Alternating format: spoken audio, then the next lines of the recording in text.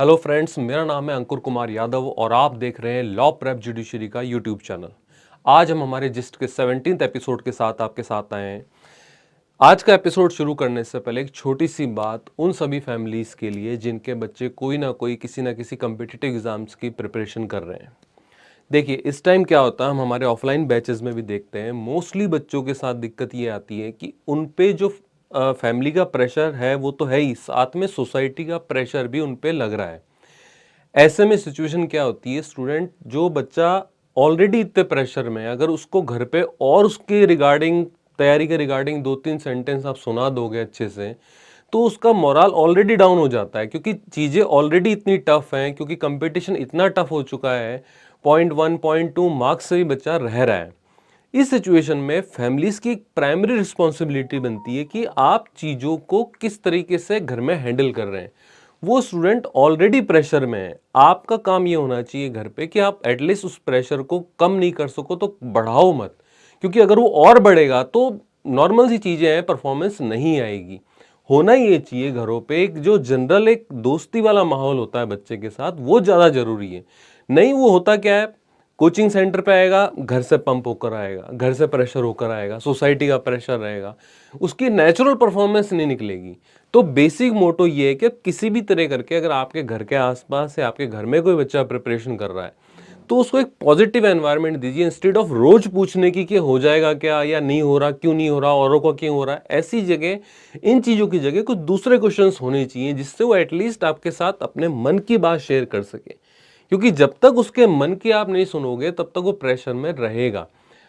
केवल पढ़ाई नहीं, और भी कई इश्यूज रहते हैं जिससे आज का यंगस्टर प्रेशर में रहता है। ठीक है, अगर आप नहीं सुनोगे वो गलत रास्ते पे जाएगा। सक्सेस छोड़ो, किसी गलत रूट पे निकल गया तो आपको उस रूट से उसको वापस लाना मुश्किल होगा। तो मेरी आप सभी से रिक्वेस्ट है कि जो भी प्रिपरेशन कर रहा है आपके आसपास, आपके कोई फैमिली में, एटलीस्ट उस पर अननेसेसरी प्रेशर क्रिएट मत कीजिए, हमेशा रिजल्ट की बात करके। चलिए शुरू करते हैं आज का शो। आज हमारा टॉपिक है governor's right to withhold assent, the constitutional question before Supreme Court. अब इशू क्या हो रहा है, पहले मोस्टली इस देश में एक ही पार्टी की गवर्नमेंटें चलती थी, सेंटर और स्टेट में भी, तो कोई ऐसा इशू था नहीं। लेकिन धीरे धीरे जैसे जैसे टाइम बीत रहा है और अलग अलग स्टेट में, सेंटर में गवर्नमेंट्स अलग अलग पार्टी की बन रही है, तो गवर्नर स्टेट के बीच जो रिलेशन है उसके अंदर कहीं ना कहीं स्ट्रेस आ रहा है। इस टॉपिक में हम बात करेंगे क्या रीसेंट इशू है, क्या दोबारा ये क्यों चीज स्टोरी लाइट में आई है। Tamil Nadu governor R.N. Ravi's decision to withhold assent to 10 pending bills has raised fresh legal question on the power of the governor. This come at when at least 4 opposition-ruled states, including Tamil Nadu, are before Supreme Court seeking its intervention on defining counters of the governor's power. क्या हो रहा है कि state कह रहे हैं कि सब गवर्नर अपनी पावर का मिसयूज कर रहे हैं, ये अपनी पावर का यूज करके सेंटर के अकॉर्डिंग जो काम होने चाहिए उनको हम पे थोप रहे हैं और हमारे डिसीजंस को रोक रहे हैं। ऐसा ही मैटर दिल्ली में चल रहा है, ऐसा ही मैटर पंजाब में चल रहा है, क्योंकि जहां सेंटर और स्टेट की गवर्नमेंट अपोजिट है वहां पे ये मैटर ज्यादा देखने में आ रहा है। आगे इसमें बात हो रही है। अब प्राइम क्वेश्चन बनता है, What does the Constitution say about governor's role in giving assent bills?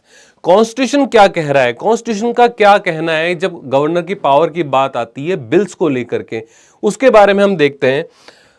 While Article 163 of the Constitution deal with the powers of governors, ध्यान रखना ये इंपॉर्टेंट है। दूसरा है article 200 specially deals with the issue of granting assent to bills.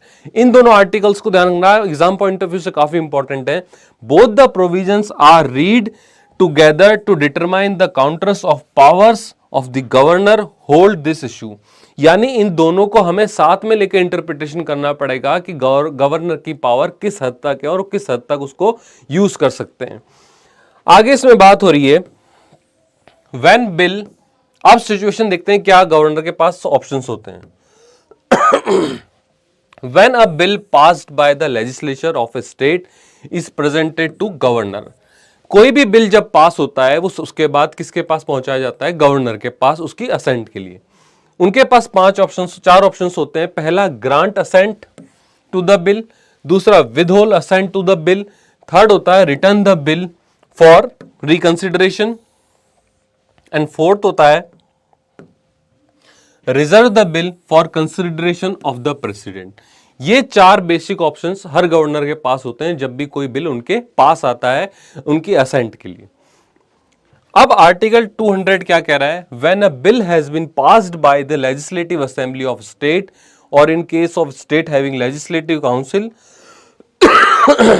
Has been passed by both houses of the legislature of the state, it shall be presented to the governor and the governor shall declare either that the assent to the bill or that he withhold assent therefor, that he reserves the bill for the consideration of the president। यानी या तो उस bill को permit कर दे, या वापस विधानसभा को भेज दे, या अपने प्रेसिडेंट के लिए रिजर्व रख ले। ये इनके पास मेजर ऑप्शंस होते हैं। आगे देखते हैं, आर्टिकल हैज अ की प्रोविजो। मेन बात इसमें क्या है? It says that the governor may as soon as possible return the bill other than money bills with the message requesting that the house reconsider it in parts और whole. या तो उसके किसी हिस्से को या पूरे के पूरे बिल को दोबारा कंसीडर करने के लिए गवर्नर हाउस को वापस भेज सकते हैं वो बिल। आगे बात हो रही है, once the legislative house reconsider the bill and send it to governor once again the governor shall not withhold assent therefrom. अब क्या होता है, गवर्नर के पास वो बिल वापस अगर भेजा हाउस ने रिकंसिडर करके, इस सिचुएशन में गवर्नर अब उस बिल को नहीं रोक सकते, अब उनको वो पास करना पड़ेगा। द ठग of war between the government and governor in the opposition ruled state essentially lies word play in the proviso. The proviso says that governor must retain the bill as soon as possible, यानी जितना जल्दी हो सके उतना जल्दी उनको उस पर एक्शन लेना होगा। बट यहां ये इंपॉर्टेंट है, does not prescribe a specific time frame, यानी सिर्फ एज सून एज लिख के छोड़ दिया गया है, टाइम फ्रेम डिसाइड नहीं करा गया है। अब क्या सिचुएशन होती है, Raj Bhavan have exploited this ambiguity to sit on bills indefinitely without returning them to state legislature। अब राजभवन क्या कर रहे हैं, वो बिल्स को लेके बैठ जा रहे हैं indefinite period of time के लिए, और उस पर एक्शन हो नहीं रहा है, जिससे वो पूरा का पूरा मैटर लटका रह रहा है। एक इंपॉर्टेंट क्वेश्चन और दिमाग में आता है, but can a governor in practice actually sit on A bill for ever? क्या गवर्नर ऑफिस या गवर्नर किसी बिल के ऊपर हमेशा के लिए इंडेफिनिट पीरियड ऑफ टाइम के लिए होल्ड करके बैठ सकते हैं? आइए जानते हैं। An indefinite timeline in deciding bills can affect amount to paralyzing the elected government। ये इंपॉर्टेंट है, क्योंकि अगर गवर्नर किसी बिल को लेके इंडेफिनिट पीरियड ऑफ टाइम के लिए बैठ जाते हैं तो वो इनडायरेक्टली क्या है, जो इलेक्टेड गवर्नमेंट है उसके डिसीजंस को पैरालाइज कर देगा, क्योंकि गवर्नमेंट आगे स्टेप फॉरवर्ड ले नहीं पाएगी क्योंकि बिल पे सिग्नेचर हुए नहीं है। यही सेम सिचुएशन आ रही है दिल्ली के अंदर, और यही सेम सिचुएशन आ रही है पंजाब के अंदर। वहां की स्टेट गवर्नमेंट्स भी कह रही है कि लोगों ने हमें चुना है, लेकिन गवर्नर हमारे डिसीजंस को रोक करके कहीं ना कहीं डेमोक्रेसी को चैलेंज कर रहे हैं।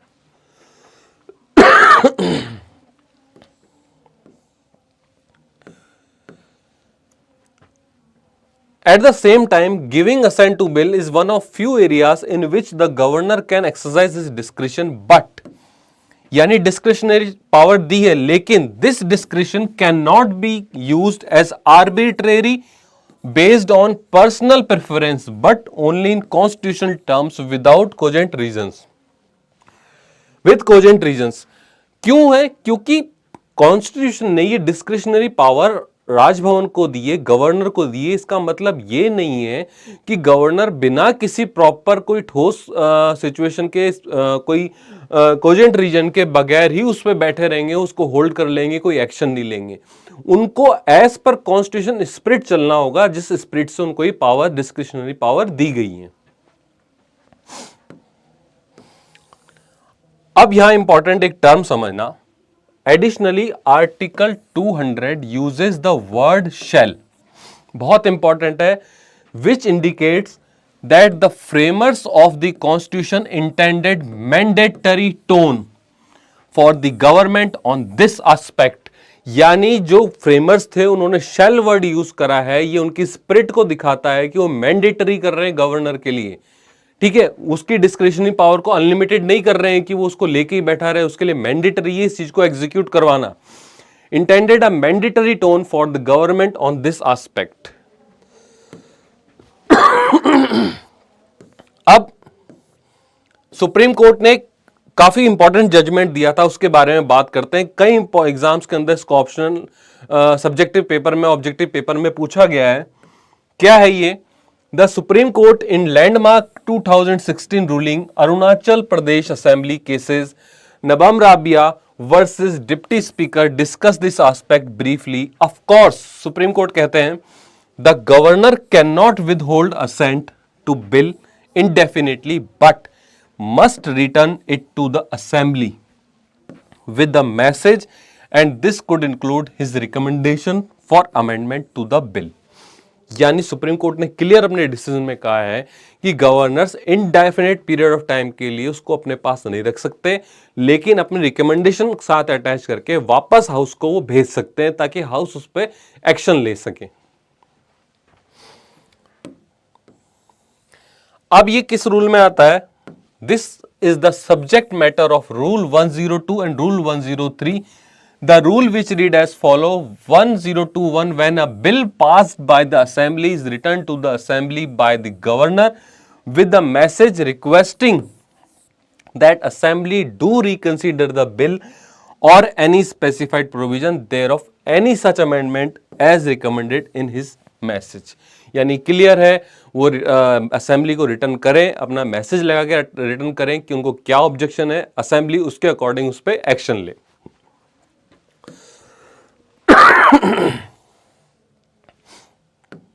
आगे क्या होना चाहिए? The speaker shall read the message of the governor in the assembly if in session. अगर असेंबली सेशन में है तो स्पीकर की ड्यूटी है कि उस मैसेज को असेंबली में रीड करे। If the assembly is not in session, direct that it may be circulated for the information of the members। अगर असेंबली सेशन में नहीं है तो सारे मेंबर्स को इंडिविजुअली इंफॉर्म करा जाए कि गवर्नर की तरफ से ये मैसेज आया है, ठीक है। अब हमारे को ये समझना है इस टॉपिक में कि कौन कौन से आर्टिकल्स हैं जो अपने गवर्नर के पॉइंट ऑफ व्यू से इंपॉर्टेंट है। दूसरा हमें ये देखना है इसके रिगार्डिंग कहां कहां से न्यूज आ रही है, जैसे दिल्ली, पंजाब, तमिलनाडु, इन स्टेट के बारे में इनके प्रोविजंस पढ़ने हैं। आज के एपिसोड में इतना ही, एक नए एपिसोड के साथ आएंगे। तब तक के लिए इस एपिसोड को शेयर कीजिए, लाइक कीजिए, अपने कमेंट बॉक्स में हमें अपनी आपको यह एपिसोड कैसा लगा बताइएगा। Thank you so much.